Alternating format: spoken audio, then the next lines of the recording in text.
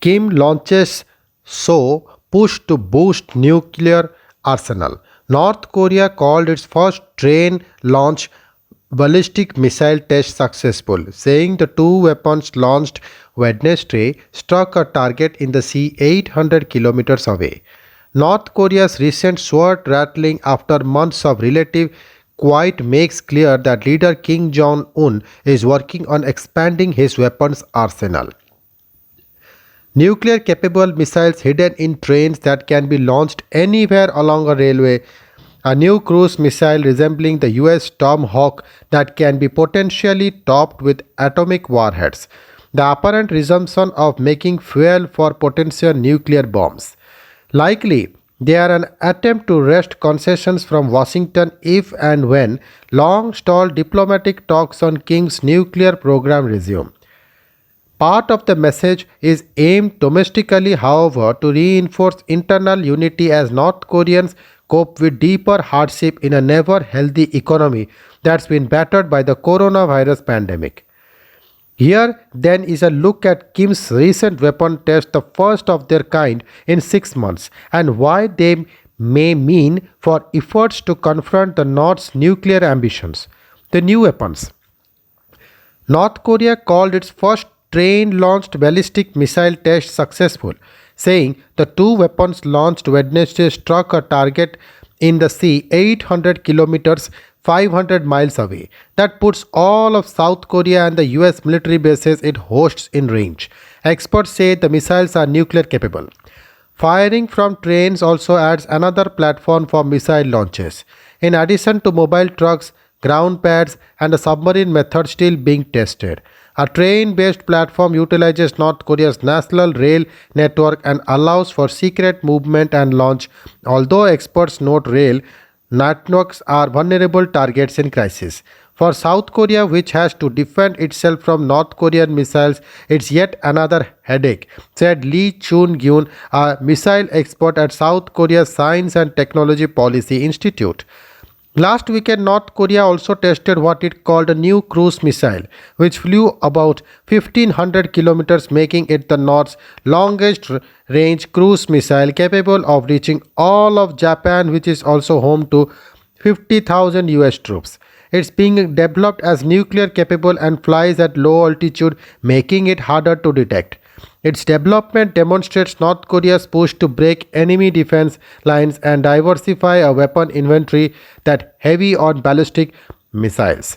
Satellite photos also show signs North Korea has restarted operations at its main factory for producing weapons grade plutonium, a key ingredient used to make nuclear weapons. What Kim wants. Kim's resumed testing activities are largely meant for developing military capabilities but can also attempt at shoring up domestic unity, said Leif Erik Isley, Associate Professor of International Studies at Ewha Women's University in Seoul. Pyongyang could launch a provocation even when desperate economic need because it wants to hide its weakness and extract external concessions. Kim may also be going back to tried and true technique of pressuring the world with missile launches and outrageous threats before offering negotiations at the last minute meant to extract aid.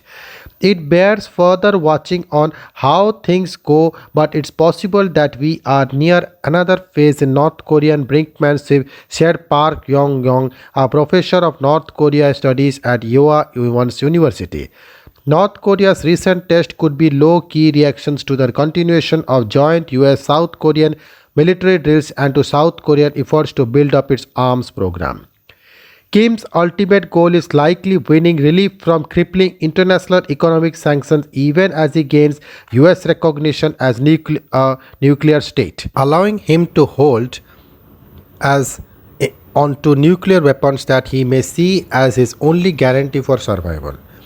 What's next? North Korea may keep ramping up its pressure campaigning, at least until China starts pushing for calm ahead of the Beijing Olympics near early next year. But it still could hold back on tests of more provocative weapons as it looks for less coercive diplomacy.